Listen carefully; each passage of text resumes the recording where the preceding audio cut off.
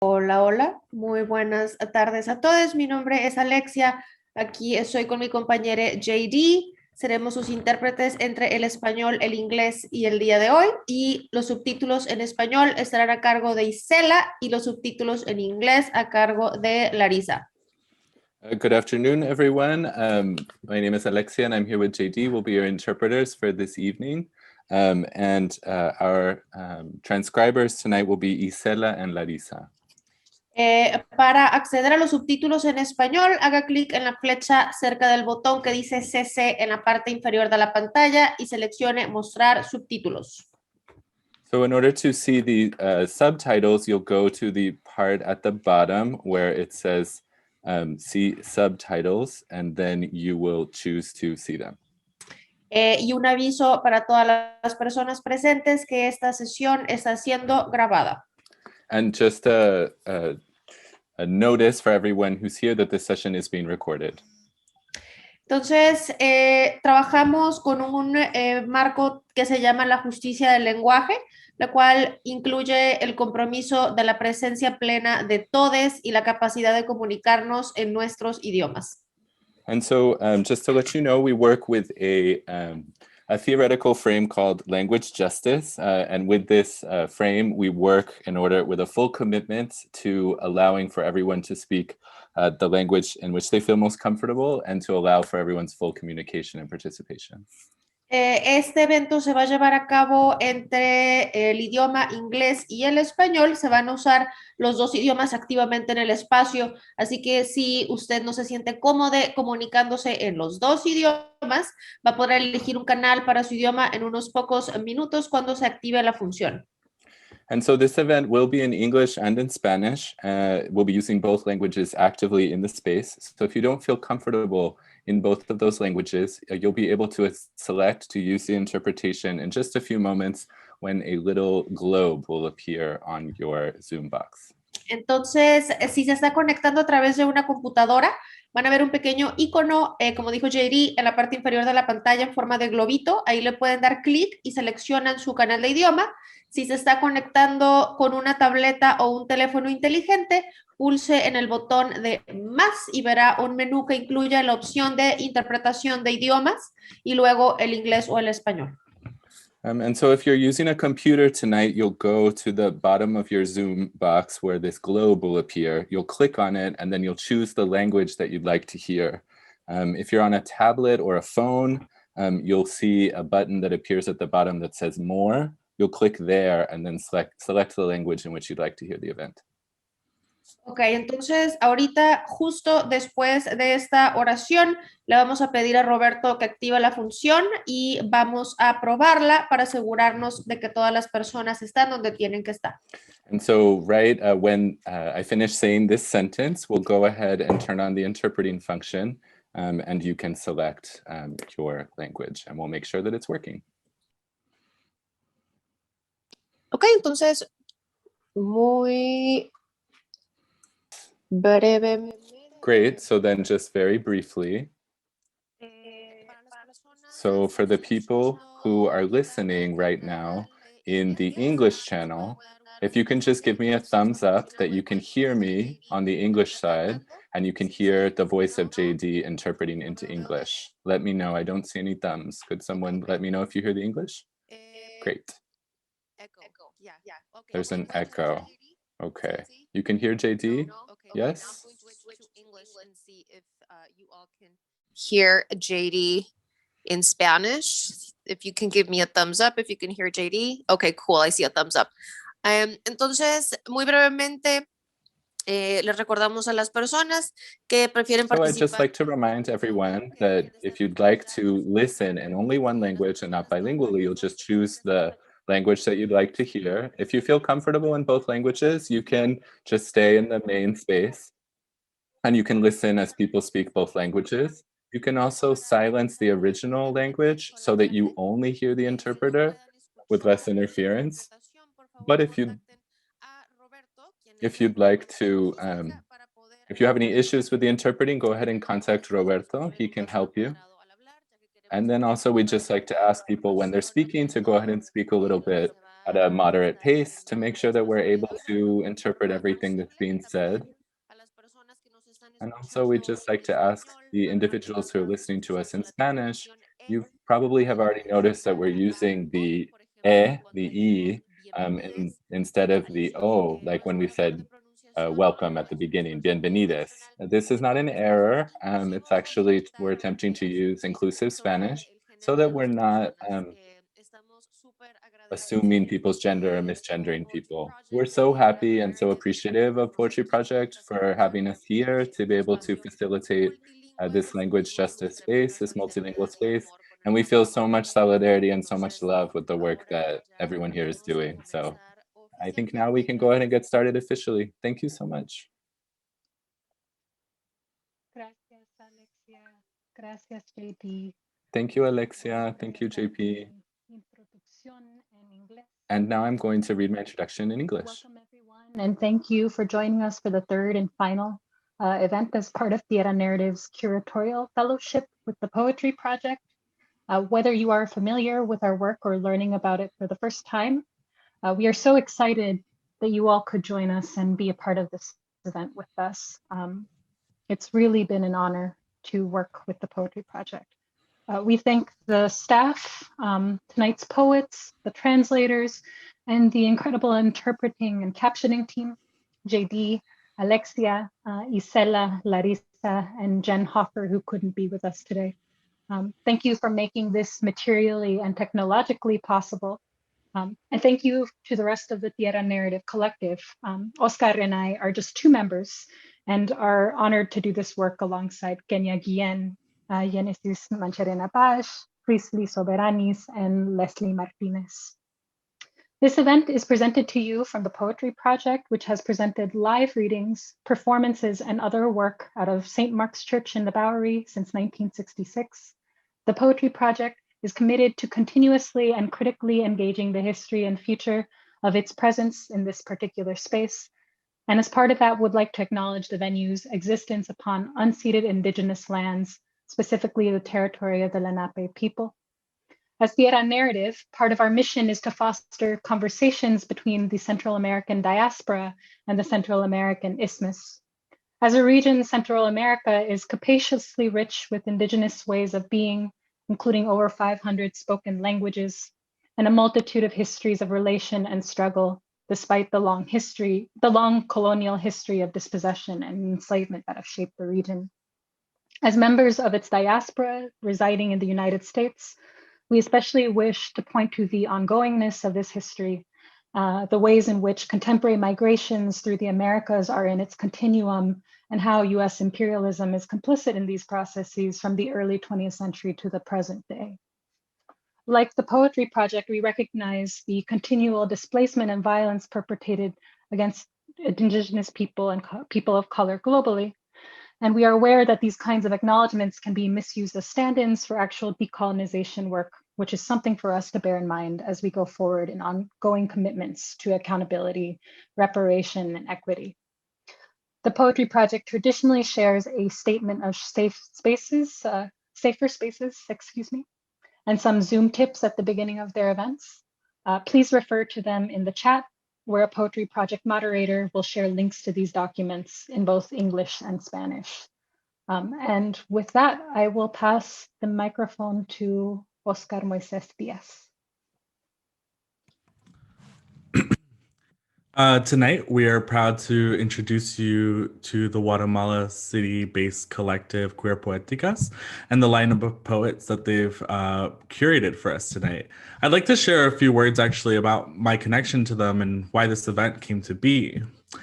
In 2018, I ran into the Guatemalan visual artist Nafus Ramirez Figueroa in New York. I mentioned to him that I would be visiting Guatemala for the first time. I was writing a book on the first Salvadoran gay club, and part of that history involves Guatemala and Pandora's Box and some drag queens. So I was on this history trip, basically.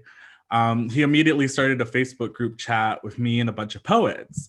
I actually looked for that old group chat recently while preparing this intro and laughed.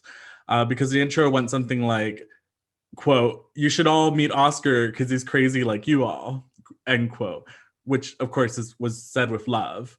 It was my Jupiter return and the parties were great. Manuel, who's one of the readers tonight, generously took the time to show me around the city. I met Fabrizio, Rodrigo, a lot of people. I remember being emotional at every moment. Going into this one bookstore, I remember the shopkeeper telling me, "You should buy these books. It's poetry you won't find it in El Salvador because it's either censored or out of print, or I know that I'm the last one to have a copy." And so I started to realize that I felt closer to El Salvador in Guatemala than actually being in El Salvador. Something about adjacency being just right, but standing in like the actual spot being maybe too much or too intense. Anyway, I remember Manuel and Rodrigo dragging suitcases from under their bed to show me all these works that they had published by mostly queer and trans poets, feminist poets. These were from their own press called La Maleta Ilegal, or the illegal suitcase in English, fellow travelers.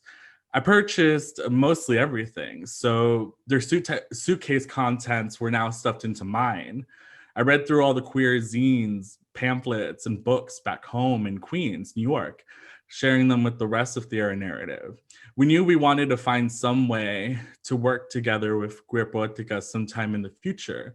So when we got this fellowship, it seemed really timely.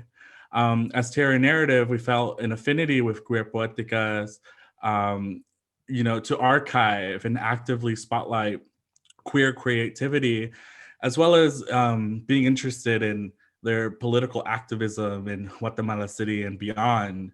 Cuirpoétikas is used to putting on all sorts of events, like art exhibitions, parties, book parties, festivals, readings. And so Maryam and I decided we'd extend the curatorial work to them, figuring it'd be best to let them take the reins and prepare this night for you all. Rodrigo of Cuirpoétikas will present a bit on the collective's activities next. Tonight's invited poets come from Guatemala and El Salvador. They include members of the collective and poets that they have invited. Dada Alguien, Rodrigo Arenas-Carter, Marielos Olivo, Fabrizio Quemé, Kenny Rodríguez, and Manuel Tzoc. We will share their extended bios as they read tonight, as well as bilingual documents of their work. A note about translations tonight: we are greatly indebted to the translators who have helped make these poets' works accessible in English. Translations are thanks to the eyes of Jen Hofer, Alexia Veytia-Rubio, Rodrigo Arenas-Carter, who has translated their own work, Paul Worley, and myself. Finally, our program initially mentioned that we would be having a conversation with Cuirpoétikas following the reading. We've decided to instead give more time to the individual readers and also to the collective so they can introduce themselves. We will have a few minutes following the reading for any informal questions, praise, expressed desires. So if you'd like to know more about their work in queer small press publishing, poetic lineages, community history in Central America, we can make time for it if the mood is right. And with that, I will pass it over to Rodrigo. Gracias, Òscar. Hola a todos. Estoy muy contento. Thank you so much, Òscar. I'm so happy to be here. Fabrizio is going to be helping me with the presentation to introduce Cuirpoéticas. Just to say that we're a group that's been working for the last 5 years. Basically, there are 4 of us. And just as our webpage says, we're a group of accomplices who work to generate art and poetry. And we're working through experiences of people who are trans, non-binary people, and sexual dissidents and corporeal dissidents in Guatemala. And basically, we work based in art. And our main work has been to attempt to show everything that's happening with Cuirpoéticas, but there's also been a lot of other opportunities. And we've also been able then to expand the work of the project. Some of us have worked in the last year during the period of COVID, and it's really hit very hard here in Guatemala. And we've also been able to work with other organizations and groups in other parts of the world, and also generating other kinds of spaces and information in other places. Cuirpoéticas is a space for exchanging ideas and dialogue and investigation and research. And we work from a transfeminist perspective, an intersectional perspective, at the spaces where identities cross. Excuse me. And so we're representing dissident subjectivities in Latin America, and specifically in Guatemala. We're working specifically from Guatemala. And we've been able to create networks in other parts of the world. Tal como les describí un poco de qué se trata, invitar a otras personas a hablarnos, a Also about compartir. inviting other people to speak and sharing their own vision in general. Yes, and also the space is a positive. Just bringing more spaces to the sexual dissidences in the art world, supporting artists that are dissident so they don't have spaces. Their spaces have been very limited, such as other spaces in the same way, and consequently Un lugar para esas expresiones. it is just giving a space for this kind of expression. There is much more information. Que en realidad You can find everything on the website that's there. You can go to cuirpoéticas.org and then you can find it there. And you can just connect via our social media, Cuirpoéticas on Facebook, on Instagram, and also on Twitter, and also YouTube. We do have a YouTube channel. It's just that I wanted to share that about the project. Thank you so much. And now I am going to leave you all with Manuel, who is also a member of Cuirpoéticas. Thank you. Hello, good evening, everyone. I am Manuel Tzoc. I am a part of Cuirpoéticas. I'm very grateful for the invitation to Tierra Narrative and to the Poetry Project. Big hello from Guatemala, and also thank you, Òscar, Maryam, Roberto, and the rest of the organizers for making this activity happen and possible. We're going to start with our first poet, Dada, Alguien. I am going to read her bio. Dada Alguien, born February 13, 1993 in Guatemala City, trans woman, poet, self-taught visual artist, incoherent, repetitive, distressing, dramatic, explosive, disorderly. This is how I want my poetry to be, a broken mirror that better reflects the human condition. So with that, Dada, go ahead, take it away.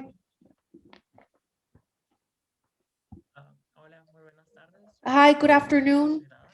I am Dada. Thank you so much for opening up the... El primero lo nombré X y dice así: mientras lavo los platos y el agua corre, recuerdo que quería ser Power Ranger y lejos se fueron los años, dejando cenizas de cigarro como huellas. Limpiando estaba y quebré una copa, derramé llanto. Traje la escoba para barrer lo que estaba roto y usé periódico para envolver los pedazos, pero no había suficiente. Yo quería ser Power Ranger. X, ahora soy un traste roto. El segundo lo nombré yo. Soy un poquito de tierra derramada, viendo la vida correr. Soy un poco de río estancado, oyendo olas sollozar. Soy un silbido sin ganas de sonar. Soy un hilo de miedos enmarañado en mis zapatos. Soy un conjunto de heridas empapadas de alcohol. Soy mis ganas de vomitar sobre esta danza de fermentación. ¿Y a dónde voy? si yo soy mi único lugar. El siguiente lo nombré náufragos. El llanto ahoga y siento que no es mío. Los pájaros vuelan y yo soy del suelo. Mientras lloro, el frío tiene brazos y el miedo se hace profundo. Caigo a donde no pertenezco, me ahogo, me hundo y ahogo. El siguiente lo nombré hoy. Sin ganas de despertar, fumando el tiempo, sola, contigo, mientras te quitas la camisa, mi cama, tu cuerpo. Hoy moriré apuñalada en mi cama. Crecer me ha dejado desnuda, plantada, esperando el vacío. El siguiente lo nombré tú. A veces perro y gruñes, mis rodillas ciruela, tu espada en mi boca, resbala en mi pecho y llora. Eres animal extraño, a veces serpiente y te arrastras buscando mis entrañas. De noche eres huésped y yo te abrigo.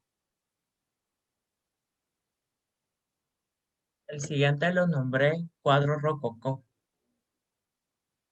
Cerrar los ojos para que tu boca no me toque, no me alcance.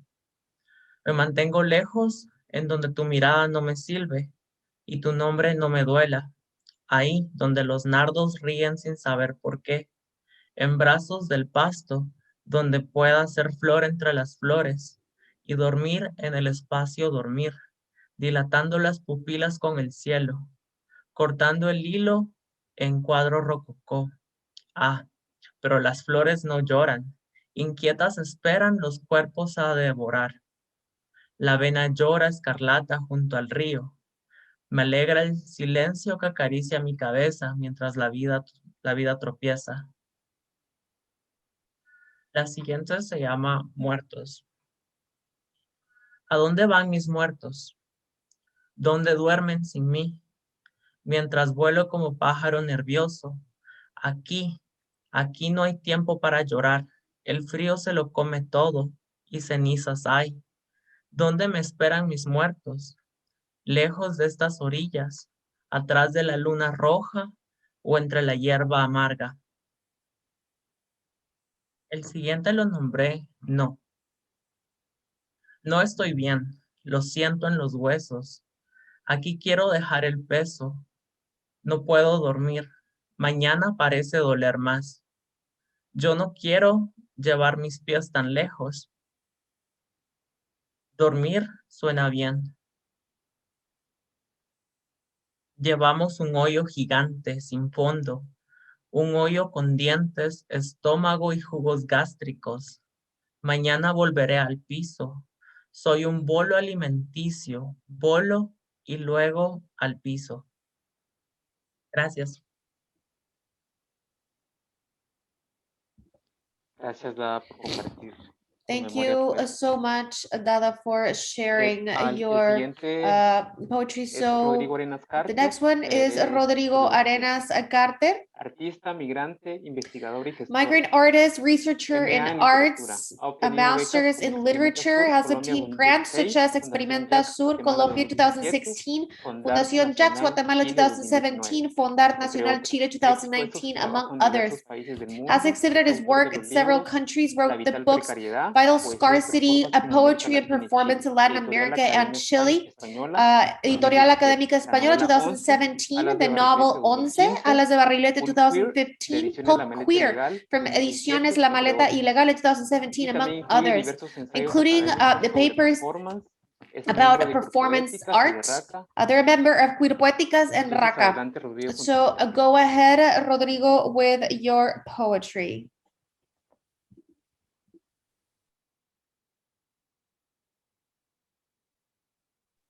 Ahí sí. Gracias. Muchas gracias a todos los que han hecho posible este momento entre nosotros. Mi primer texto se llama No matarás. No matarás. No robarás la pornografía de tus amigos. No usarás sus nombres de Armand Rizzo, Tiger Tyson, Lina Lovelace, John Holmes, César Paulino, en vano. No asumirás que una persona, solo por entrar a un sex shop, es un pervertido. No dejarás de seguir a un actor o una actriz de películas pornográficas, solo porque ha envejecido. No visitarás www.vice.com. No cuestionarás a Larry Flint. No juzgarás un DVD XXX por su portada. No compararás productos de Coca-Cola Company ni de Nestlé Company. No te enamorarás tan fácilmente. No usarás el porno para manosear los genitales de otro. Lo usarás para manosear su mente. No te irás de una orgía solo porque ya alcanzaste el orgasmo. No pondrás en un pedestal a los artistas eróticos y o pornográficos y o posporno, sin importar cuán geniales fueron, o sean, o serán. Robert Mapplethorpe era solo un fotógrafo. Madonna es solo una cantante. Annie Sprinkle es solo una performer. D.H. Lawrence era solo un escritor. Anais Nin era solo una escritora. Adrian Lyne es solo un director de cine. Prince era solo un músico. Leonor Silvestri es solo un artista. Jean Cocteau era solo un artista. Robert Crumb es solo un dibujante. Tom de Finland era solo un caricaturista. Dalí era solo un pintor, estrella de comerciales de televisión y mitómano. Gerard Damiano era solo un director de cine XXX. Tinto Brass es solo un director de cine. La próxima sensación del mundo del post-porno es solo un artista. Darás el mismo valor a las experiencias sexuales en países de habla inglesa que en países de habla no inglesa.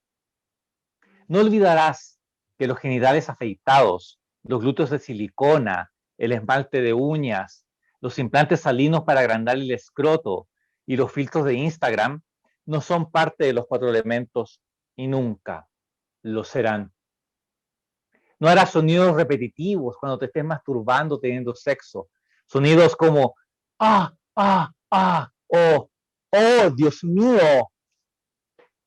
Y por sobre todo, y más que nada, recuerda, nunca te enamorarás tan fácilmente.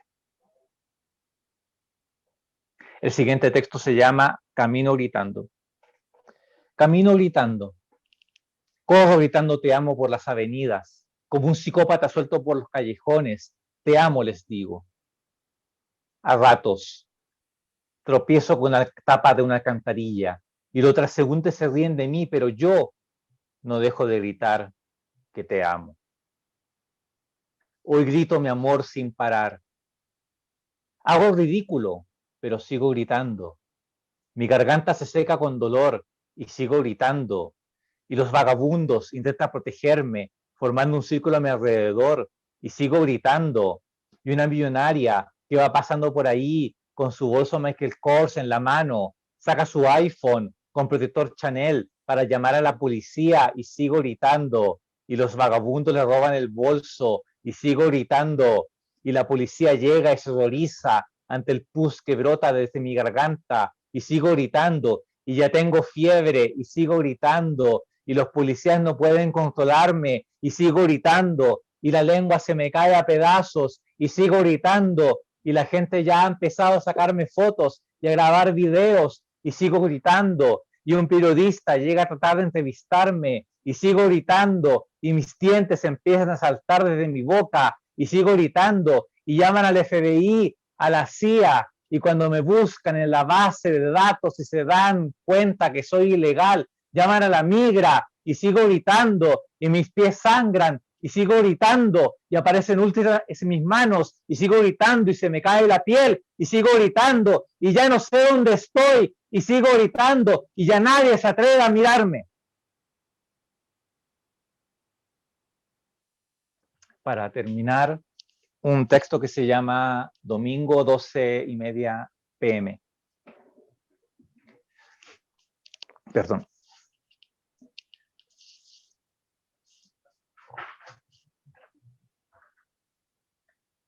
Permítete imaginar una pieza frágil, promiscua. En ella, los amigos deslizan las horas con los ojos adentro. Uno es africano, el otro del Bronx, sin olvidar al gigante guatemalteco y tú, el sudaca malhumorado, pero optimista. Todos beben sus jugos infantiles, respiran las sábanas, babean el vientre contando el espacio entre el malabarismo salvaje. Así la vida es café y es negra. Ipanema 1985, aunque la nieve caiga entre los callejones del lunes. Eso. Gracias por haberme escuchado. For listening to me. And now it is an honor, a pleasure leaving you with Marielos Olivo. I am going to read her bio before passing it on. Marielos Olivo, San Salvador, December 27, 1977. Lesbian feminist, psychologist, and poet. She is fascinated by the power of the spoken word. Two powerful engines move her in life, writing and lesbianism. Her work includes topics ranging from violence against women, abortion, the visibility of social struggles, and lesbian feminist identity. She has participated in the feminist festival Aquelarre, which promotes the dissemination of art made by women, the Festival por la Vida de las Mujeres, Festival for the Life of Women of the feminist organization Las Dignas, in solidarity with 17 women imprisoned by the Salvadoran state for spontaneous abortions. Ciudad bajo mi voz, poesía en voz alta. Her poems have been published in Diario Colatino, the digital magazines El Baseman and Revista Marea, a compilation of participants of the Aquelarre Art Festivals for subversive women, and the book Discriminaciones, edited and published by the Hendrix Bull Foundation, which includes works by 25 artists from Central America, with the aim of illustrating the discriminatory stereotypes that exclude LGBTI people in the Central American region. There you go. So, Marielos, the floor is yours. Y de verdad, felicidades, me encantó tu intervención. Bueno, buenas noches, un gusto poder estar compartiendo con ustedes un poco de poesía. Especialmente esta noche quiero solidarizarme con el pueblo colombiano por toda la violencia que está recibiendo, que está viviendo de parte de su Estado. Entonces vaya al pueblo colombiano nuestra solidaridad. Bueno, primero los textos que les quiero compartir se llama ¿Qué se hace con unas gotas de libertad?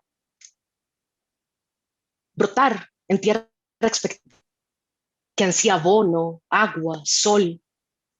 Negarse a ser anfitriona del polen y el ciclo natural. Correr entre lobos a pesar del terror, de colmillos, garras voraces. Y aullar el reclamo de una libertad desconocida, amarilla o naranja chillante. Dejar suelta la lengua, que se empape de furia, lluvia, amor. En silencio, aguardar el llamado y en un descuido, ser parte de ese coro ancestral, de las mudas sirenas rotas. Nada espectacular. Existir sin permiso, respirar aún con dificultad. Eso y un poco más. El segundo se llama Niña Lesbiana. Vamos, llegó el momento, tierna. Más que una orden, era el ruego del espejo. Debemos migrar piel adentro, llenar la mochila con deseos y temores. Livianita, mi niña, pues ella será tu única hasta que la muerte la separe. Apúrate, no sé qué tanto metes. ¿Cuántas flores podrán haber parido 10 primaveras? Niña, no te distraigas desprendiendo las espinas. Siempre vuelven, aún sin agua, sin sol, ni alimento. Esas renacen siempre. Es hoy, mi niña, el tiempo. Este día se vistió de caracol. Corre como lo haces cada tarde. Esta vez será útil. Recoge las chibolas, las piscuchas, el trompo, cipota, no olvides el trompo. No cabe la pelota de fútbol. Pinchala y respira su olor. Decirle adiós, que nos van a encontrar. No llores, por favor, vení. Yo te enseño a enredar la lengua, a doblar la voz, hasta dejarla suavecita y delicada. Yo te prometo pintarte un cielo bajito, tan bajito, que un delfín pueda besar una nube con su nariz hasta hacerla llover. Confía en mí, yo te voy a cuidar. El amor. ¿Y qué más amor vas a necesitar? El de tu madre, tu familia, y hasta el de un buen hombre, y el de Dios. Sí, ya me lo dijiste. La misma gracia que un pan sin sal, como traer eternamente arena en el calzón sin nunca haber gozado del mar. Ya mañana nos preocuparemos del amor, pero cada vez les escucho más cerca. ¿Cómo? ¿Cómo que no vas a envolver el corazón? Si ya le sembraron dagas, lo regaron con culpas y solo ansían palpar su sangre marchita de color aberrante, de error o pecado infernal, de niña marimacha. No hay más tiempo, tierna. Más que una sentencia, era el sollozo del espejo. Con 10 años, frente a su reflejo, fue imposible empacar la piel, las risas, los ojos, el peligro de amar. Esta piel, estas risas, estos ojos de niña lesbiana que merece vivir. Y el siguiente se llama La rebeldía original. Eva es selva en fuga, que va al encuentro del deseo y la sed. Ansía cruzar el umbral, arrollar el deseo heredado y desplegarse ante aquella mujer. Ríe cascadas tibias al verla trenzar con lengua sabia universos luciérnagas, repletos de diosas, magas y artesanas del placer en espiral. Eva, paraíso en movimiento, no busca en manzana el saber ni el sabor, pues estos le habitan.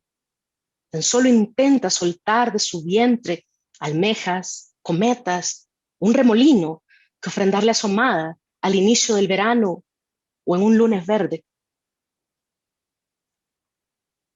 Y esto es mejor lesbiana que sombra privilegiada. Yo soy la revolución, cubierta en escupidas, marimacha, varonila, machorra, camino resuelta por tu calle fálica. Yo te hago mujer, yo te la meto, yo te convenzo.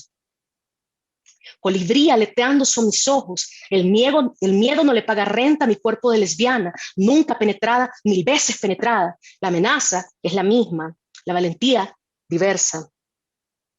Yo soy la confusión adobada con salmos, pecadora, sucia, aberración, llena de dudas, beso tus mustios cariños. Yo tengo la culpa, yo te crié bien, yo prefiero puta que lesbiana. Cucaracha en la hecatombe es mi deseo, el placer es polizón en senos multiformes, política, erótica, el clítoris es uno, el arte ilimitado. Yo soy la ruptura desterrada del arco iris, tortillera, silencio, atrás, indeseable es mi huella sobre tu mordaz concreto, machorra amargada, marimacha inconforme, perra creída, indeseable es mi huella sobre tu mordaz concreto.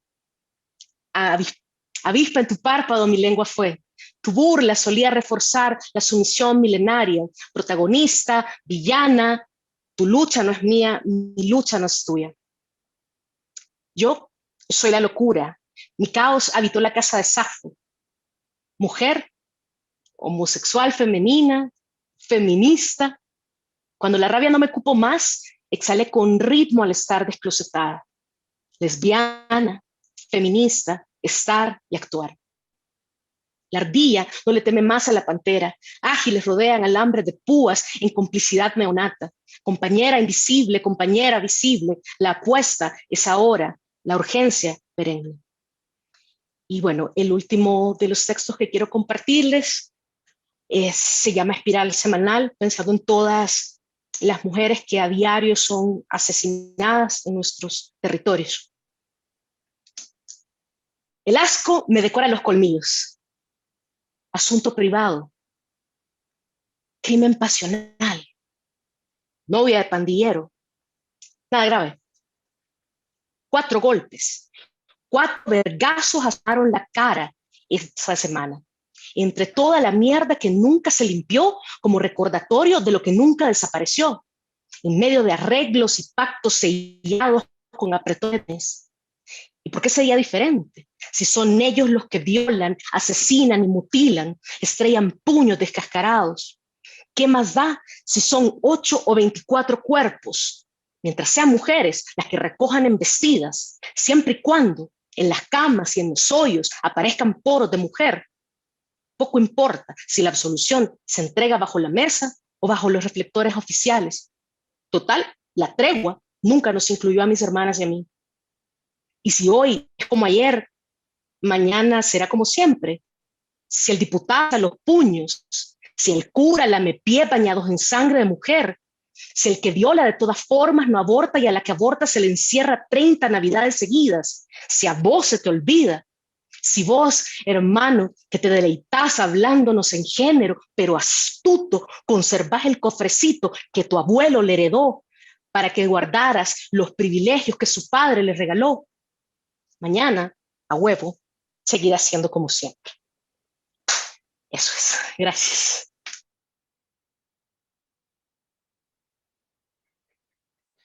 Vamos con el siguiente poeta. So we're going to go on with the next poet, Quemé, and that's Fabrizio Quemé. poeta y pornógrafo. Ha desempeñado todo su trabajo asalariado, artístico, autogestivo. Hueco sodomite, poet and pornographer who has done all kinds of work, salaried, artistic, self-managed, and sexual. He's published the poetry collections Alucinaciones, Perverso y Disfórico, and Simetría Distópica from Ediciones La Maleta Ilegal. He's part of Cuirpoétikas collective and co-founder and co-editor of Matcha fanzines. Fabrizio, you're up next. Thank you. Por el espacio y a Thank quienes you. nos acompañan. Voy a iniciar. Sonambulismo o miedo marica a nombrarse como tal. Miedo de infante desnudo, de infante alas de polilla. Miedo del sonambulismo, del mutismo que carcome mi lengua. Miedo de infante doble corazón de pulpo, de las fauces de un monstruo marino que me persigue en las pesadillas. Miedo de infante que imagina caminar sobre la cuerda floja de un circo. De la sensación de un primer beso incestuoso con un primo. Miedo de infante alienígena, abandonado en un planeta cruel. De infante terrorista, cubierto de bombas debajo de la ropa. Sigo siendo el infante perverso, el de las orgías de juguetes, el de los besos en el patio trasero, el de la autoexploración genital.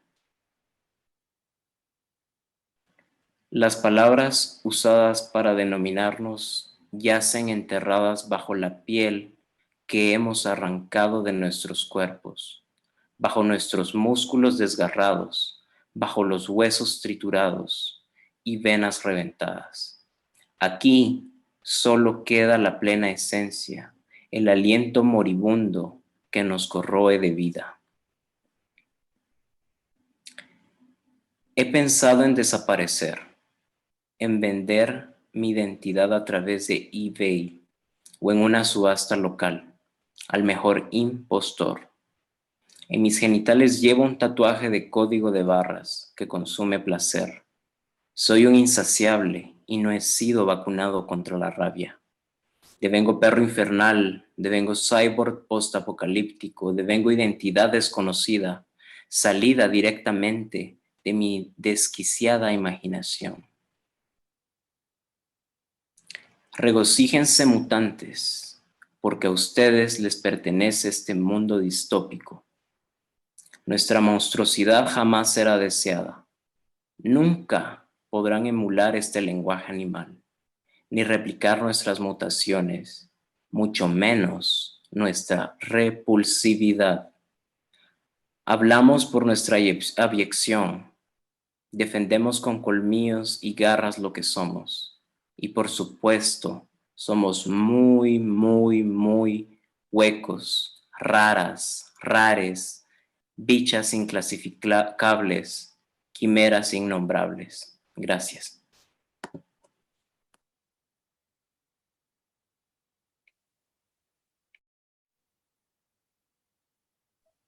Perdón, gracias. I'm sorry. Thank you. Thank you, Fabrizio. And now it's a real privilege and honor to introduce Kenny Rodríguez, who is with us this evening. I'm going to read their bio. Quesaltepeque, 1969, lawyer who graduated from José Siñón Cañas Central American University, graduated with a master's degree in Central American Culture Studies, with a specialization in literature, University of El Salvador, a poet who has written since age 10. In her beginnings, her writing centered the subject of the Salvadoran Civil War. She belonged to the Xilut literary workshops in the city of Quetzaltepeque and Xibalbá.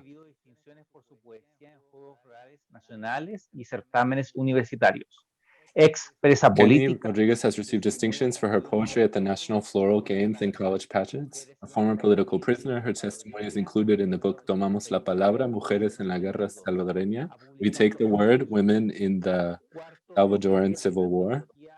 She has published the books Crescent Quarter and the Cabuda Cartonera Anthology from Salvador, the Prison of Women Anthology as part of the project Strengthening the Identity of the Quetzaltepeque Municipality Through Art and Culture, Kino Caso Foundation, MINED, September 2011. Secret Book, Volume 10, Amarantes Collection, Editorial Project La Chifurnia, Quetzaltepeque, December 2011. The anthologies, Concierto para Eva, La Cabuda Cartonera, March 2016, and Concierto para Eva 1 and 2, Proyecto Editorial La Chifurnia, San Salvador, May 2016, and Cárcel de Mujeres, Women's Prison, Luna Insomnia Editores, Santo Domingo, Dominican Republic, 2018. Kenny, the mic is yours. Gracias por la oportunidad de compartir mi poesía. Voy a iniciar con este texto que se titula Confesiones y dice así. Cuando tu lengua humedezca las caderas locas de mis ansias por tu piel, llevaré colgado de mis senos el agigantado vibrar de mis pezones, para que en bocanadas mordelonas, tiernas y desafiantes te embriagues a la sombra de mis piernas, sin más vino que el néctar de mi cuerpo, deliciosamente acariciado por la yema de tus dedos. Cuando te columpié suavecito, provocando mi vaivén, he de regalarte completa la erupción de mi deseo. Pequeñas cartas de amor bajo su almohada. 9, 10 y 25 p.m.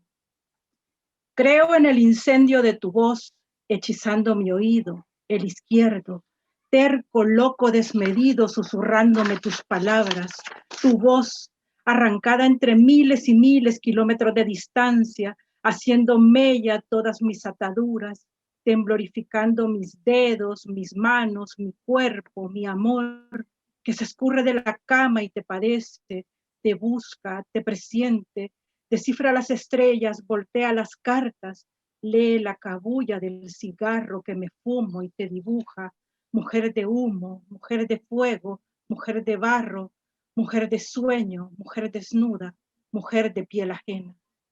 Creo en el infinito galope de segundos entre mi línea y tu desconcierto, y en el alborotado ejército de luciérnagas que encienden mi corazón. Gris melodía de invierno. Número 4. Nunca fue tan noche como hoy en esta pequeña cocina.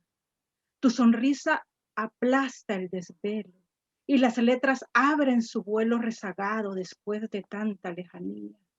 Llegas como rumiante que regresa días después a llevarse las migajas de los desencuentros fundidos. Tus labios traspasando la comisura de todas las bocas con que me acuesto, me entrego, me mastico, la piel en blanco firme, sencillamente perfilando tus colores. Número 7. Me anidas, En todas las rutas posibles de la ciudad va tu rostro como un ajado pañuelo apretando mi cuello y caes entre mis letras como pesada carga de finales del invierno que me clava con sus jinetes estridentes al cuaderno. Me hundes en tu desnudez de tarde a punto de morir al borde de mi ombligo y las interrogantes lascivas de tu piel absolutamente ajena sonríen como duendes malcriados que saquean mi sosiego.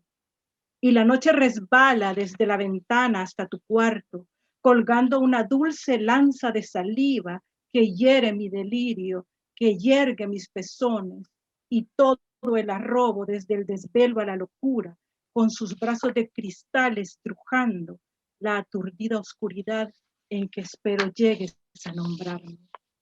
Número 10. Estas noches, ardientes artesanas de la ausencia, tu rostro, como sudor perverso, se desliza sobre mi piel, invade los insomnios y se instala entre los dedos que rasgan mis ropas, como afilados garfios aprisionan mis pezones. Una dulce miel surge y en tu boca todas las lenguas se resumen a un vocablo transparente, turbio, que anclado en mi oído suena a mi nombre y me llama y me posee a su antojo. Una mujer cuelga del calendario. 10 de junio, este poema está dedicado a la memoria de Manuel Tzoc López, a Catherine, Tania, Samantha, Vanessa, Sirena Peña y otras más. Vamos saliendo de la tarde, la penumbra desliza espasmos sobre la ventana. Hay tiempo de sobra para doler desde la raíz hasta el cansancio. Repudiar las experiencias, seguir de frente sin mentiras ni verdades. Legitimar una ausencia que no tiene nombre, que huye a los calificativos y me deja desnuda frente al hoy. Abrir los noticieros, mujer, hombre, hombre, mujer, desaparecidas, desmembradas, máscara de espanto en los rostros de las madres, maquillaje sagrado al aguijón, discurso religioso sobre la salvación, castigo eterno para la mujer, hombre, hombre, mujer que negocia y trabaja con su sexo.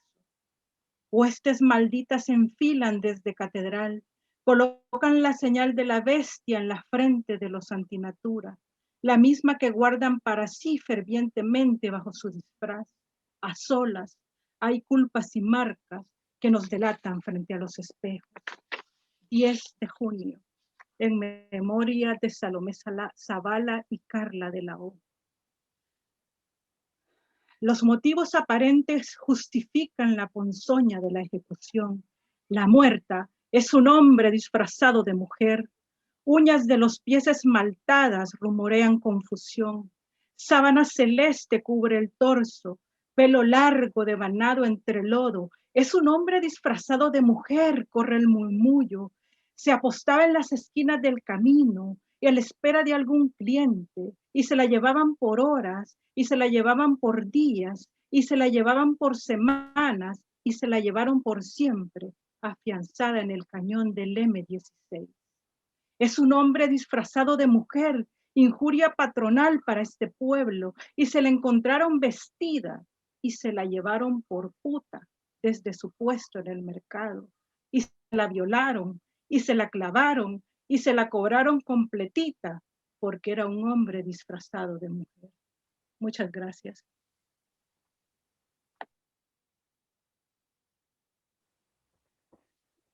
Muchas gracias, Kenny. Thank you so much, Kenny. And well, it is now the time to present another member of the Cuirpoétikas team. I'm going to read the bio. Manuel Gabriel Sorucup, 1982.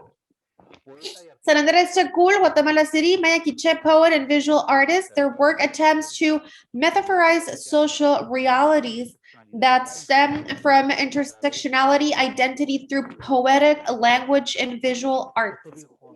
They constantly propose topics such as gender, identity, body, origin, memory, language, image, object, sexual dissidence, and all possible hybridizations. self-taught through workshops, diplomas, and contemporary art and literature readings. There's several books have been published by alternative publishers and poetic artifacts of the author's edition. They have presented their visual work in various galleries of contemporary, local, foreign art and shows. Texts appear in magazines and literary anthologies throughout Latin America.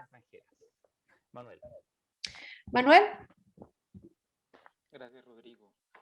Thank you, Rodrigo. A la traducción de mis textos al inglés por Paul Worley. Un saludo. Voy a empezar con un poema titulado Radar Gay. Tiene un epígrafe de Pedro Lemebel que dice: ¿tiene miedo que se homosexualice la vida? Y el poema empieza así. 010101110011111112123312011111. Radar gay, ojo de loca, no se equivoca, gira sus antenas y detecta. Locas, huecos, morros, maricones, jotos, mariposas, homosexuales, putos, puñales, chupapollas, gays y demás.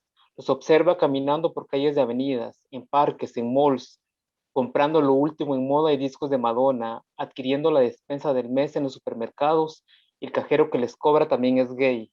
La microcámara los detecta y les toma fotos caminando por los parques, mientras se comen un helado de banano, y hablan de sus parejas. Controla más a los hombres casados desde que salen a trabajar por las mañanas y les excita un compañero de trabajo porque se les marca un gran bulto, hasta la noche que pasan a los bares gays, se toman unos tragos y se les sale lo loca, coreando canciones de Gloria Trevi, y ebrios salen en sus carros portentosos a buscar sexo, travestis o padrotes por las calles. Pasan llevando piernas con vergas paradas en las esquinas de cualquier ciudad oculta y se van a coger a moteles de mala muerte por dinero, y después regresan con sus esposas como si nada, y no digamos de los cowboys que hacen jaripeos y les gusta montar caballos. Vaya si les fascina que les hagan la pose del caballito, los muy gays, a esos los tiene a sus lentes, y a los otros, los fisicoculturistas que se pasan todo el día levantando pesas y le ven el culo al compañero, fantasean aplicarles aceite por todos los músculos, y el gran radar gay continúa, no deja de seguir a los que salen a correr con sus novios y mascotas en bulevares, y en el otro carril pasan carros que también nos transportan, los village people del mundo, licenciados, médicos, arquitectos, ingenieros, albañiles, boxeadores, profesores, astronautas, comerciantes, ganaderos, agricultores, empresarios, estilistas, artistas, pintores, poetas, intelectuales, curadores, estudiantes, diseñadores, universitarios, viejos, casados, amantes, solteros, jóvenes, presos, mareros, pandilleros, futbolistas, deportistas, strippers, prostitutas, prostitutos, actores, payasos, cantantes, grandes estrellas y personalidades, locos, metaleros, rockeros, reggaetoneros, neorreggaetoneros, hip hoperos, emo, rastafaris, neohippies, reyes, emperadores, marcianos, diosas, dioses, animales, plantas, marineros, asiáticos, gringos, europeos, africanos, latinos, latines, indígenas, mestizos, pobres, ricos, medios, burgueses, hombres transgénero, mujeres transgénero, gordos, flacos, activos, pasivos, versátiles, asexuales, intersexuales, transexuales, lesbiscas, las grinderas, les queers con C, les queers con K, les queers con Q, les no binarias, les género fluido, les sadomasoquistas, osos, andrógenos, gays masculinos, gays femeninos, lesbianas machorras, lesbianas femeninas, los drag queens, las drag queens, heteroflexibles, heteronormados, homonormados, los gay capitalistas, los lesbianwashing, los machos que se jactan de sombría y son los primeros que caen en las redes de la juguetería,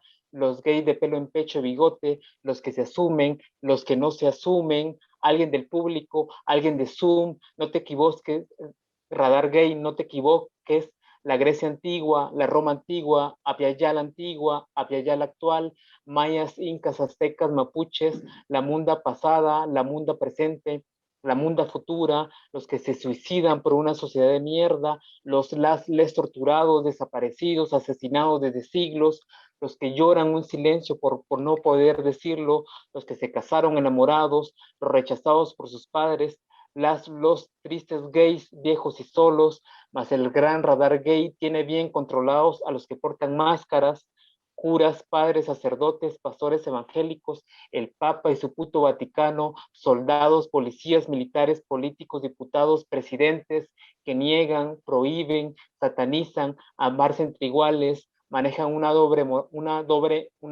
moral, una doble vía, en el fondo bien que tienen deseos morbosos y ocultos, que les den por el culo, que les den por el culo, que les den por el puto culo, que les den por el culo, que les den por el culo, arman orgías en los seminarios, en los internados, en los cuarteles y en los congresos, se hacen de la boca chiquita, pero bien que chuparían una verga bien erecta, grandota, jugosa y venosa, con grandes testículos de toro y que esté supercargada de semen para que se les manche más la conciencia y nos dejen de joder a todos, a todas y a todes. Nos detecta el gigante radar gay que ha llegado desde el bar Las Estrellas y nos deja un mensaje en la pantalla. Amarse entre iguales nunca fue diferente. Voy con el segundo poema y dice así.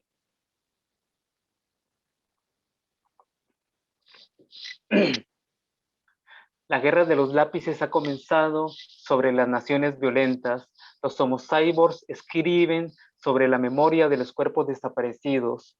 Un cerdo con máscara de poesía vino a asustarme, a despertarme. Me dijo, vamos, levántate, marica, que la guerra de los crayones de cera se nos viene encima. Pero sí, pero no, pero sí, sí, sí, pero no, no, no. Vamos a suicidarnos surfeando sobre las olas de octubre de una Guatemala inconclusa, fracturada de la eterna podridera. Vamos a largarnos con una maleta legal llena de libros vacíos y artículos personales, shampoo, jabón de baño, toalla, crema corporal, gel para el cabello, desodorante, crema de afeitar, rasuradoras faciales, cepillo y crema dental, enjuague bucal, peines, espejos, muchos espejos, papel de baño y un perfume barato. Por aparte, unos lentes photogray, un control remoto, una laptop marca Apple, memorias USB de 360 gigabytes, sodas en lata Pepsi-Cola, un estéreo último modelo con baterías recargables, linternas de luces LED, un oso de peluche que al oprimirme la barriga dice te amo, te amo, te amo, te amo, tablas de surf, yates de juguetes, flores de plástico, sillas de plástico, mesas de plástico, corazones de plástico, todos aquí somos de plástico, pensamientos de plástico, triquinis tricolores, binoculares, lupas en los ojos, gafas de sol, por supuesto, una tienda de acampar, pulseras GPS conectadas al corazón de los otros. ¿Qué pasa, marica? ¿Qué más te hace falta? Bloqueador solar contra los rayos ultravioleta, un megacelular de modo touch, con saldo e internet ilimitado y una cámara fotográfica de 25,000 megapíxeles, antenas, muchas antenas, hartémonos de antenas, y un sanitario dorado donde pueda verme defecar y un poco de viento furioso encerrado en una botella de licor para celebrar el fracaso de la rebeldía de ser un artista contemporáneo en este territorio arrasado, violentado, y sin embargo seguiremos, claro, marica, seguiremos escribiendo, dibujando, filmando, soñando, ideas difusas de un código postal 502, de un país con código postal 502. Sí, marica, vamos a largarnos a donde siempre haya Wi-Fi. El poema 3 se titula Me nombro Bukupkakish. Me nombro Bukupkakish porque acabo de cumplir 7 años, 14, 21, 28, 35. Me nombro WK en nombre de las cosas más sagradas, los árboles, el H2O, el maíz, el fuego, el aire, la tierra y el amor. Me nombro ficción, memoria olvidada, belleza violentada. Me nombro el 7 guacamayas. Me nombro rarite, pansexual, poliamoroso y marciano robótico. Me nombré, me nombro, me nombraré computadora albina con información secreta. Yo, tú, él, ellos, ellas, nosotros, vosotros, nosotres, vosotres, me nombraron el centro del mundo, del universo llegando al sol. Me nombraron esculpiendo mi primer apellido Tzoc en piedra, poniéndome un ojo de sol y uno de luna. Cambio de forma, tamaño y color cada 7 días. También cambio de sexo, edad y emociones cada 7 días. Soy octapolar. El primer día soy silencio. El segundo día soy tu sombra. El tercer día soy simplemente soy y voy. El cuarto día soy un canguro con alas de cóndor y trompa de elefante. El quinto día soy una hembra macho en brama corriendo por el sendero de las costas celestes. El sexto día soy el niño más débil jugando el principito. El séptimo día ya no me verás más nunca en tu vida, pero regresaré a pisotear tus sueños, tus grandes planes de ser el gran Ukop Kakish. Y termino con uno último que tiene que ver con el contexto pandémico y es inédito. Se titula Agua Salada y dice así: todos saldremos heridos de esta historia, con un muerto a cuestas, con un amor en plena pandemia o con un desamor en plena pandemia. Saldremos restaurados, lesionados, iguales, cerrados, enfermos, renovados, aburridísimos hasta el cansancio, más solos que nunca, más acompañados que nunca, sobreexplotándonos con teletrabajo o con nuestro currículum esperando eternamente una respuesta. Esta historia, este camino, el destino, el azar, la mala y la buena suerte, nuestros pasos del día a día sobre aceras de sangre y pasto verde, filmaciones de recuerdos y olvidos, y el agua salada, siempre el agua salada, esperando con ansias nuestros cuerpos derrotados. Gracias.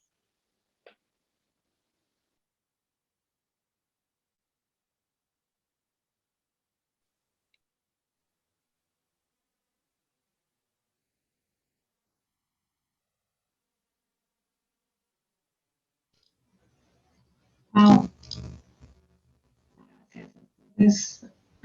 Qué increíbles sus poemas. Gracias por compartirlos con nosotros. Qué honor y qué placer. Y qué placer. Thank you so much for sharing these poems. And thank you so much for sharing this space with us. Òscar, I don't know if you'd like to say some of your thoughts, or if you have questions, we have time for questions and conversation, so we can open up the space for questions from the public. But yeah, we have a question for all of you to begin.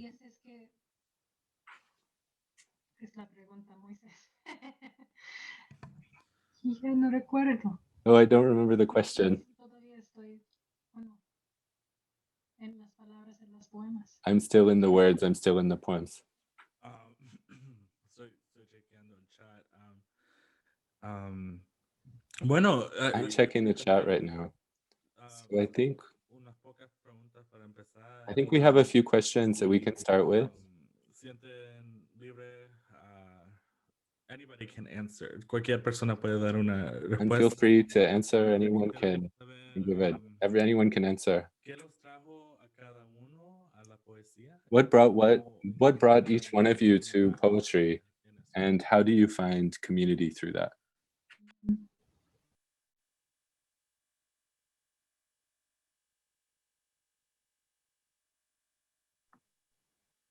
Bueno, yo quiero dar mi opinión. Well, I'd like to give my opinion. In my case, death was what brought me closer to poetry, because I began to write when we were still in the Civil War in El Salvador, but throughout my life as a writer, I've always attempted to be alongside people who need recognition of their rights, and those of us who suffer violations of our rights. And many of my poems have to do with defending women's human rights. And as a member of the LGBT community, this is also a really important issue for me, to bring together all of the experiences, all of the injustices that we live through. And this is a very difficult job to translate it into poetry into a sublime language and into a language that can be understood in any part of the world. And so that these words can accompany us in our struggle for justice and in order to denounce all of the horrible situations in which we are forced to live.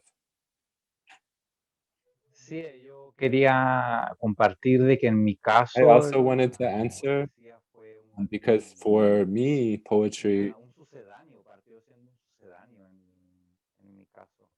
was a really welcome thing for me, because in the environment in which I was growing up as a child or as a teenager, the possibility of doing art, it didn't exist. It wasn't possible to think about buying or investing money in to paint a oil painting or to buy a camera. It just wasn't even possible. So, but I did realize that writing was something that economically was a lot more accessible, because all you needed was a paper and a pen. And so that's the reason why, for me, I attempted to be an artist, but it just wasn't possible for me at that time. So for me, it started as that, like a very welcome way, a very welcome manner to channel all of my concerns.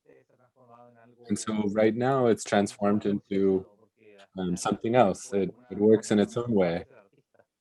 So right now, in fact, I have been able to become an artist. So, but at that time, in my teenage years, the possibility of doing something with art was zero. So that's how I began writing poetry. Yeah, thank you.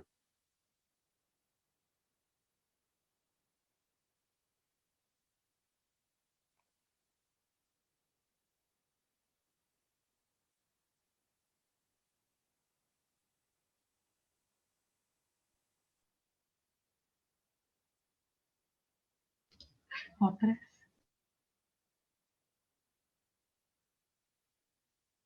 Any other questions?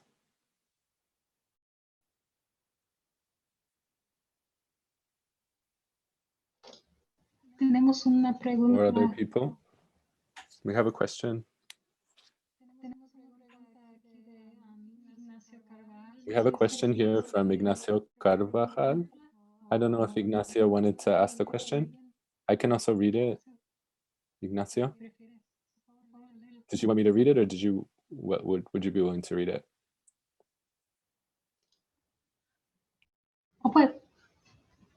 Okay, puedo leerla entonces. Okay, I can read it, no worries. Ignacio says, can you talk to us a little bit about how your work in Central America has been received in terms of forming and disseminating the work of the Cuirpoétikas collective?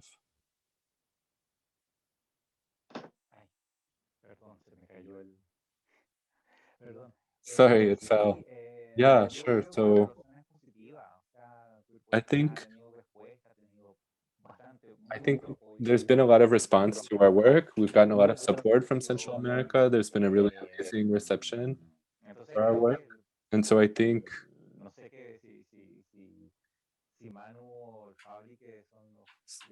I don't know if Manu or Fabrizio wanted to add something else, but from my humble point of view, I think that the reception has been good for the work that we do. I think people have received it really well.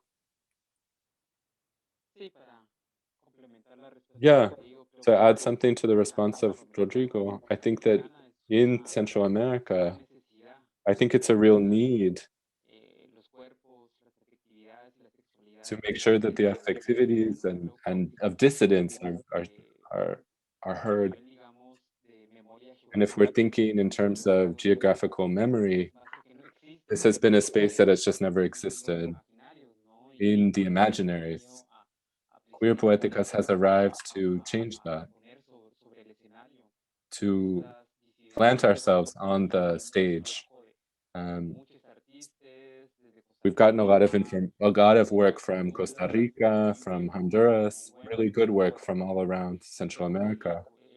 And so I think this echo has sounded, it's echoed throughout Central America. And so I think we're realizing the there's a real response and that there's a real need to show this kind of work.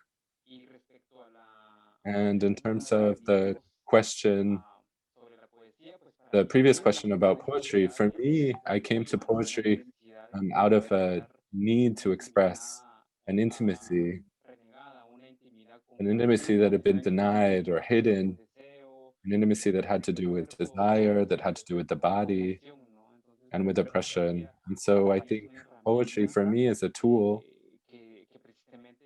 that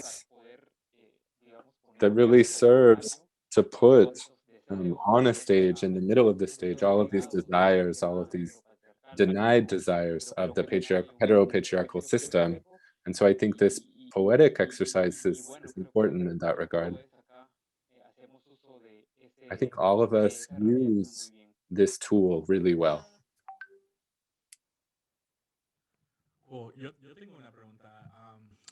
I have a question too. One of the things that was fascinating to me when I went to travel to Guatemala City, it seems like it was something of a tradition in Central America that poets in a lot of different situations are the ones that are making their own books. And so there's this tradition of the book, not just as a book, but also as an object of art. So it's like the art object is mixed with this book. So I remember we went to a store and there was a book by someone and it had like a bullet in the middle of the book. So it was like a book of poems, but it had a big hole and in the middle there was a bullet. And when I was walking around the city, I saw that there were a lot of different poets who were working in these media that were really experimental media. And so I wanted to just ask about that, about all of you and your relationships with that kind of thing. And also like how you've also worked on your own press, the suitcase press, and what those things have to do with each other. Yes, I remember very well when you came here to visit us. I really loved hearing from you when you told us this whole story about your travels through Guatemala and El Salvador and how we were able to contact each other and how we were able to tell each other our stories. And you were telling us about the diaspora in all of these different countries and about the need, the recurring need to return to the origin and to remember, to present this historical memory, and that these political situations should be questioned. And it's exactly that. In Guatemala, in the Guatemalan society, we have a real need for self-publishing or DIY publishing. I think that all of us as authors have a need to publish with whatever possibilities that they have, whatever resources that they have. And also in terms of censoring, a lot of the contents of poetry don't enter through the big publishing houses.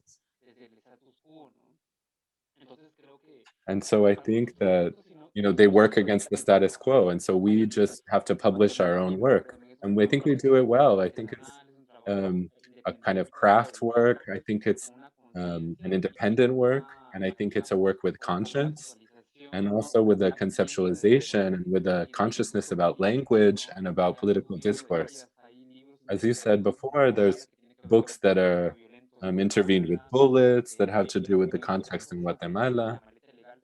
And then in terms of the maleta ilegal, the illegal suitcase, we have a lot of LGBTQ authors as well. And so we are able to give voice to these to these folks, people who are working with pornography or with the body or eroticism, folks who are LGBTQ, dissidencies, and I think these are really artistic needs and political needs to name oneself from those identities. I don't know if Rodrigo wants to add something else, but okay, so maybe we'll go to the next question.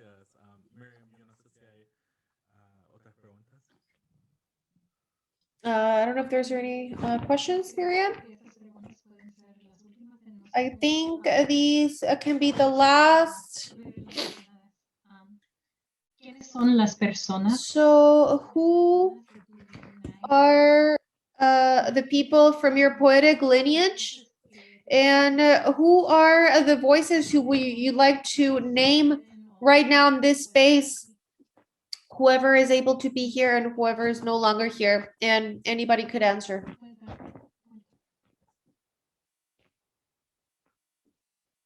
Sí, sí, los demás poetas quieren nombrar. If the poet, if the rest of the poets want to name their references.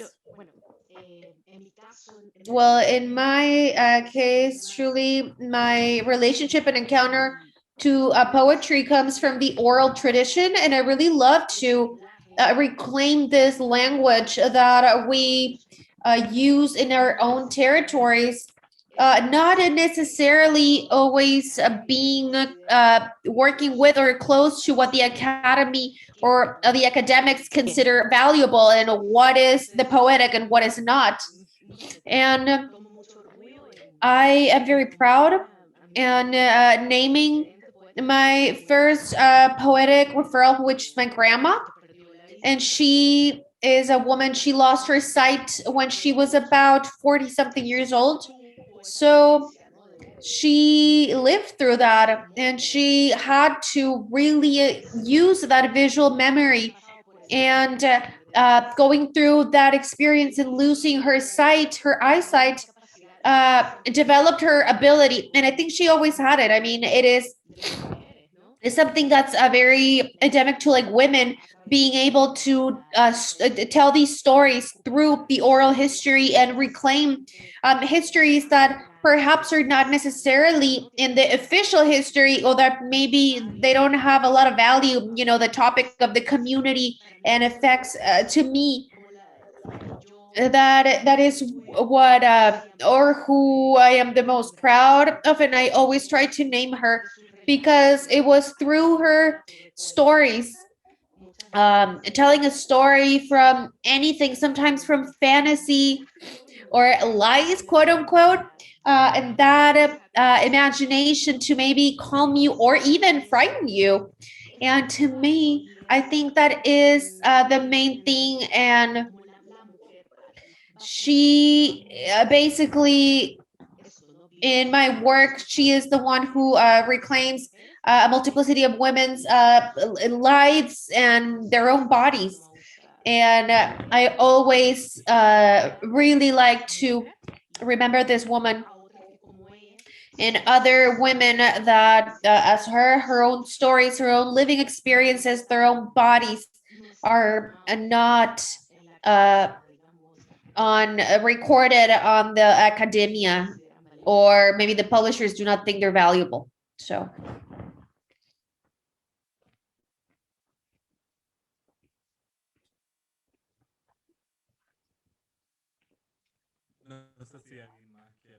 I don't know if anybody else wants to say something. Yeah, we can just open up the space.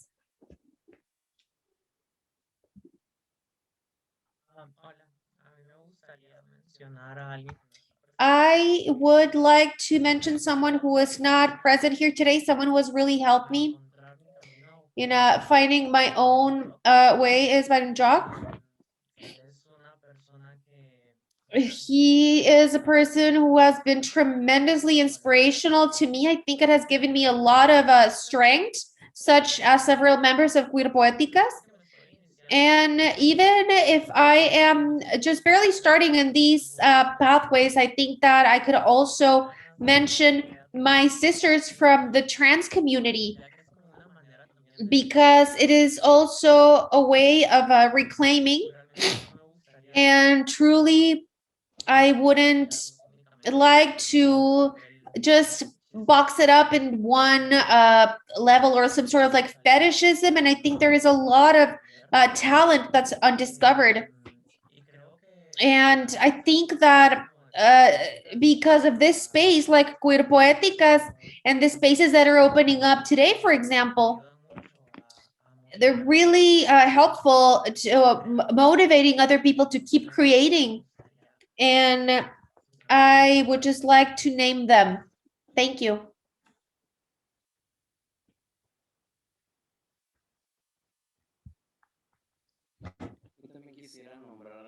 I would also like to name some local poets and also mention, well, something that Guatemala's poetic memory. We know of people that have dedicated their lives to, the poetry and literature from, 20, 30 years, but there is a silent and erased history of people that were forcibly disappeared and sexual dissidents during the internal armed conflict. So it is also an exercise of memory, mentioning those who are nameless or that were forcibly silenced, and also people that continue writing and positioning themselves. For example, Numa Dávila, Marlon Francisco, Byron Gómez Joc, Niebla Púrpura, Rosario Jerez, Rosa Chávez, and many others.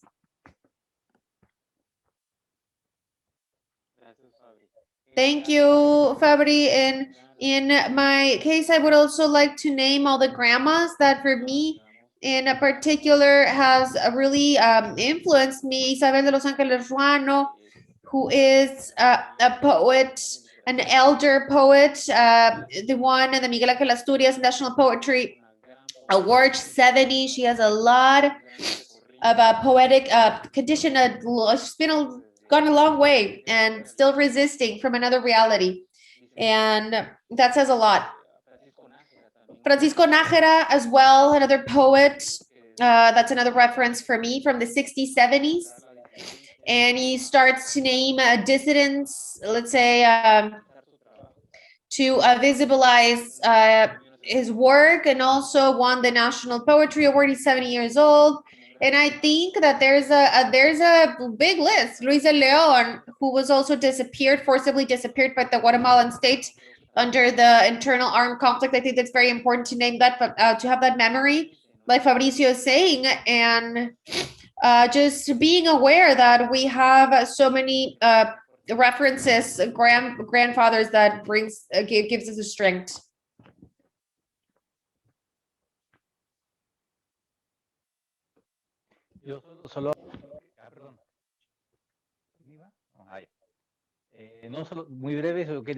Very briefly, I just wanted to share that in my case, how do you say it? Main influence, I think, that are not poets, but like recognized poets. Not, but it's musicians. I think for me, it's musicians, especially hip hop, but also other genres. There's many.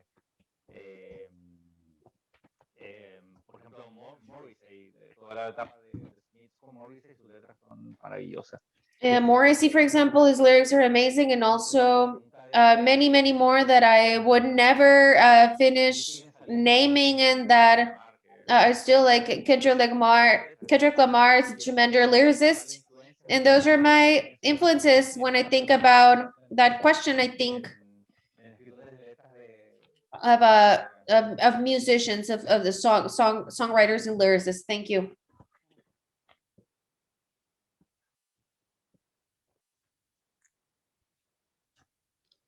No sé si Kenny quiere dar una respuesta. Sí, bueno, en mi caso.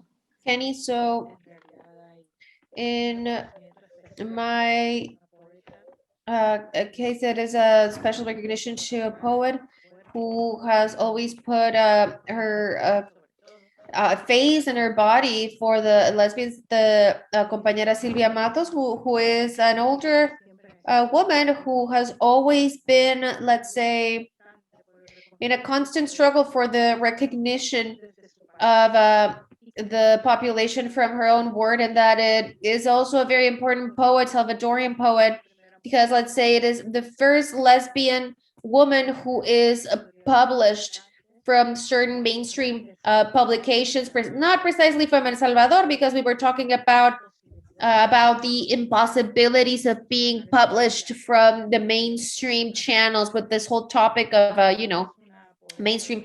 But she's a poet. She's a celebrated poet, and recognized to all Central Americans, and it is one of the first people that puts her face and her body on the line for the sexually dissident people. And it really communicates a lot about my political posture, just saying that, and what is the need to support these. And then we have more influences, but my recognition is to her.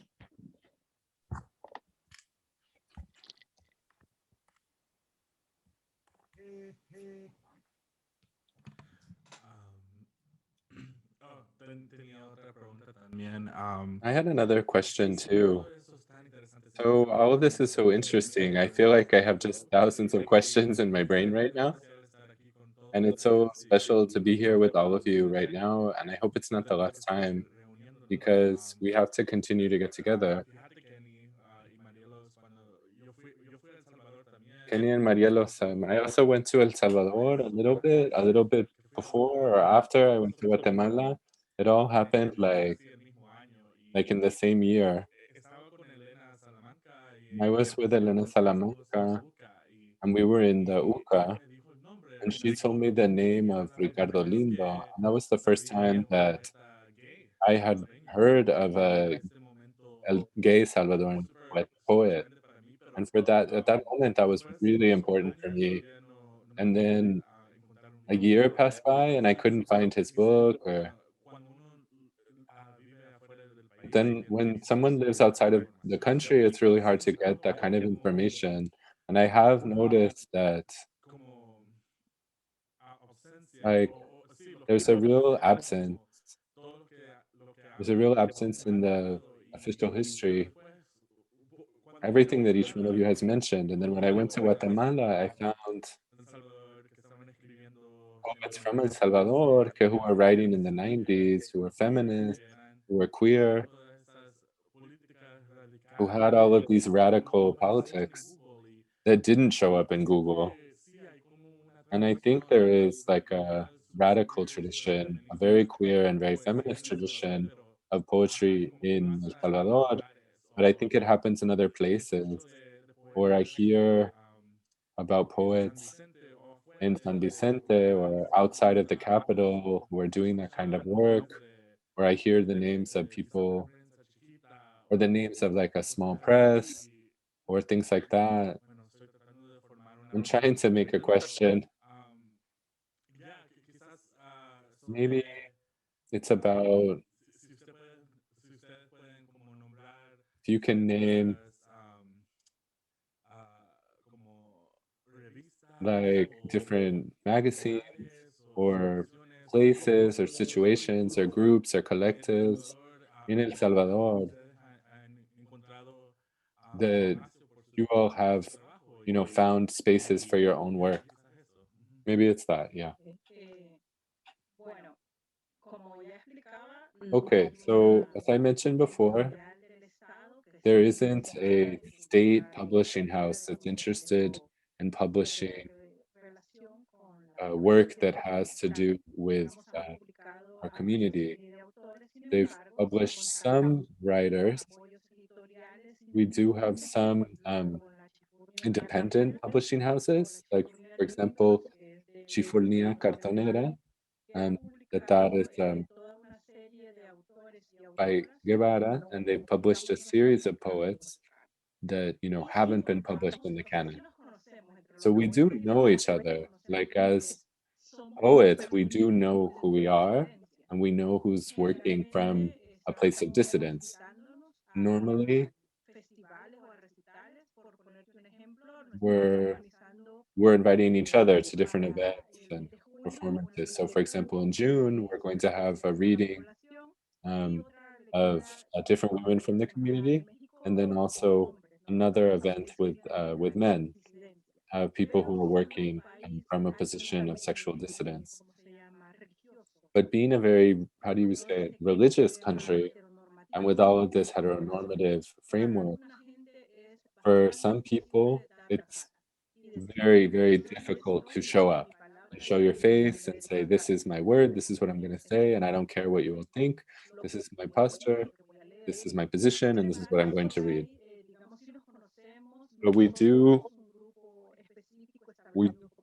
know each other. We don't have a specific named group, but we have, for example, Alberto Serrano, who works on different organizations for a long period of time. Edil Menjivar, who's also friends with Elena Salamanca, and someone else who writes, Nadia, who is a person who works between performance and poetry, Silvia Matos, Marcelo Olivas, who's outside of the country right now. But that's how we've been able to find some new voices, Guillen Cartaserpas, who's also part of the community. And so it's also had a lot of experience with organizing readings or gatherings. You know, when we try to map those things out and to have people close by to accompany one another in the word. And obviously, you know, we'd like to have a publishing project, but you know, it's difficult. It's difficult to make that happen. But we also have a real interest in developing groups outside of the capital. There are groups of people outside of the capital who have different cultural groups and magazines, or who are doing conferences or readings like the one that we have today online. That's a way of bringing together community. And I do feel like even though the road has been full of difficulties and problems, but we have been able to open up spaces so that our words are able to reach people. And that's, you know, due also to some of the growth of some of these authors. They say, look, this is me. If you want, support it, listen, and you know, people can do what they like with it. So thank you. That's basically what I would I'd just like to say that, you know, we can't do it with governmental support. In reality, it's a country in which when we talk about access to reading, buying a book is incredibly expensive.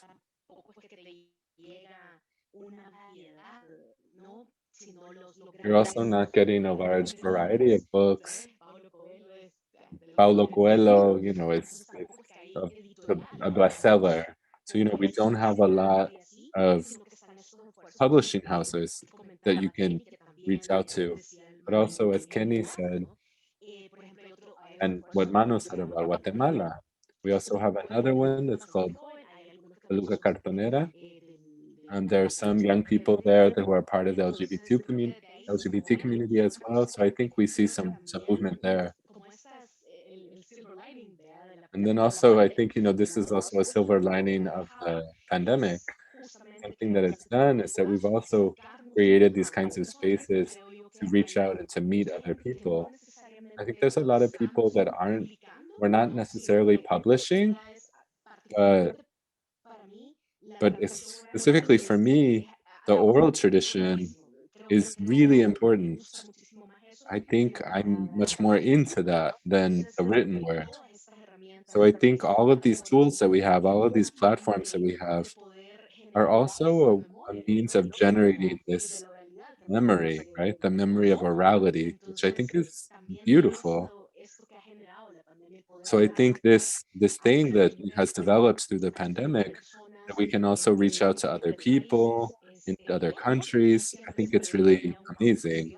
You can't always go to a festival and your work isn't always known. So as soon as you put up a video or something like that on social media, anyone has access to that. And so those kind of connections can be made, those kind of bridges can be made. So I think this is something really, really important. because it's democratizing also the word, it's democratizing poetry, and it's creating that kind of space and giving that spaces to other voices and other narratives. So that's it.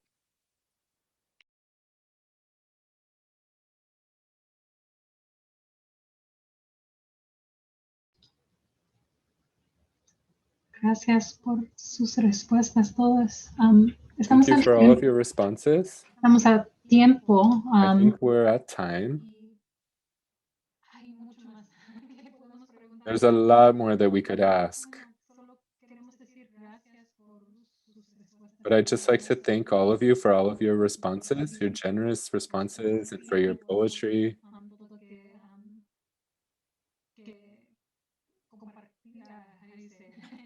All that you shared.